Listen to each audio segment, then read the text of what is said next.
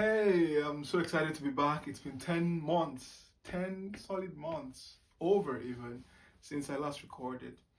And yeah, a lot has been happening, of course. It's been a long year, of course, but a wonderful one, I can say for sure. 2024 has been great to me in many ways. Maybe I'll do another video where I share like how.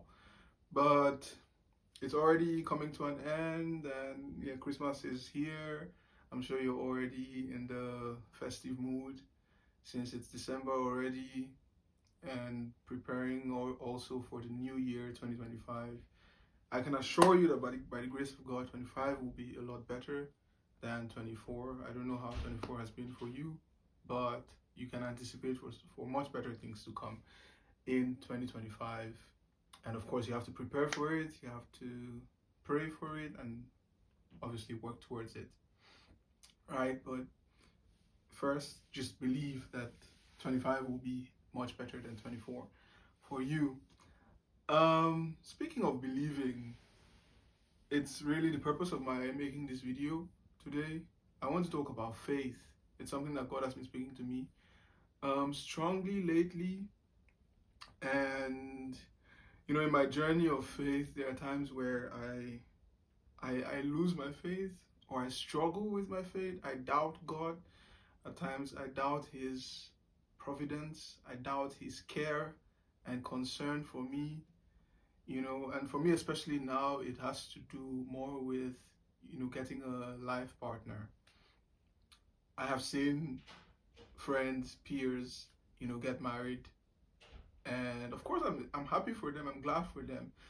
But then I ask myself the question, I ask God the question, what about me? This is something that I desire as well. It's not about me envying other people. It's a natural desire that I have as well to get married. And so I ask God, where is my own life partner? For me, this is like the biggest theme or biggest subject, right? When it comes to my struggle of for faith nowadays. And yeah, so God has been speaking to me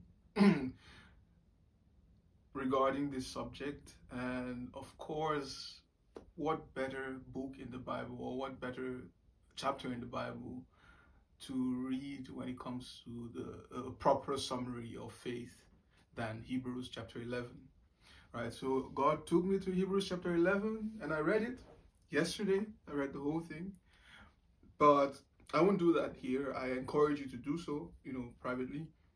But I just want to read verse 1.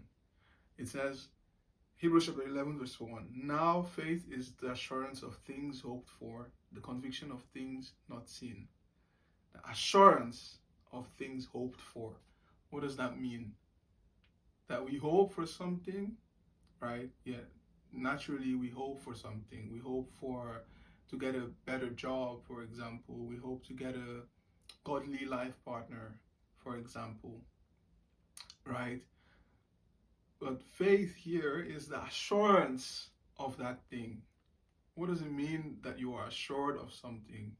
It means that you're certain that you have it, even though you don't see it.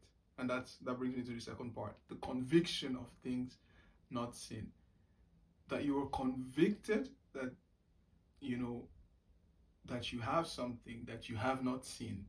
And then this book, this chapter goes on to talk about different people, like the the basically the Christian Hall of Fame, no, Hall of Faith, rather. Yeah, Hall of Faith.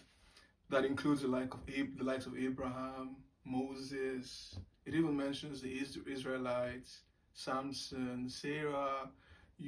Different people, and how they put their faith in God, and that even though they didn't see what they were hoping for, they didn't see all of what they were hoping for in their lifetime, the very fact that they had faith in God for those things is what makes them worthy to be counted in this group, in this Hall of Faith. the very fact that they put faith in God, that God can do it, that the God that they serve, Yahweh, is capable of providing that thing. So let's take Abraham, for example, right? He was promised a son, and that eventually he would be a father of many nations. Of course, he saw his son Isaac, but even when God asked him to sacrifice Isaac, his only son, his only like the very son of promise, right? God asked him to sacrifice him. He did it in full obedience. He did it in full obedience, knowing that, the very God who asks for him, for Isaac, can basically replace Isaac, or can raise Isaac from the dead, right? That was how strong Abraham's faith was. And this chapter speaks on that, right? So Abraham eventually didn't end up, died before he saw, that his generation, that his descendants were when numbered as much as the sand of the seashore. He died before then. But what happened? He's counted here, and that faith actually birthed something. That faith became reality, even in his absence. But why is he counted as such, even though he didn't see it? Because he believed before even the manifestation of it, and many other examples, many such examples. And that's why I encourage you to read this chapter. It's a wonderful chapter, and continue on to chapter 12 as well, right? Because there it talks about it then brings it home to us, how we, should do the same thing, seeing that we have such a great cloud of witnesses, in the people who have gone before us, the hall of faith, the people in this hall of faith, our ancestors, you can say, in faith, right?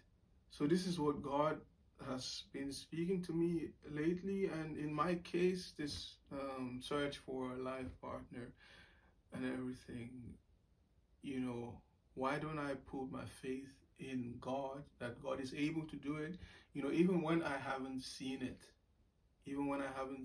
happen. I trust him rather than worry, because that's what I do many times. I worry, and my worry leads me to doubting God, and it leads me to rebellion also, even, in a bad case, against God. God, why are you doing this to me? Blah blah blah, this and that.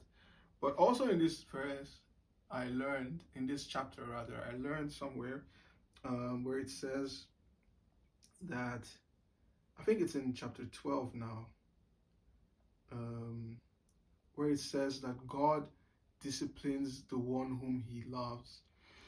Yeah, I'm struggling to find where I noted it here, but somewhere between these two chapters, it says that God disciplines the ones whom he loves. So God loves me, and that's why I'm going through this phase. It's because he's training me in holiness. He's training me to become more like him. He's training me to believe and to trust in him, more.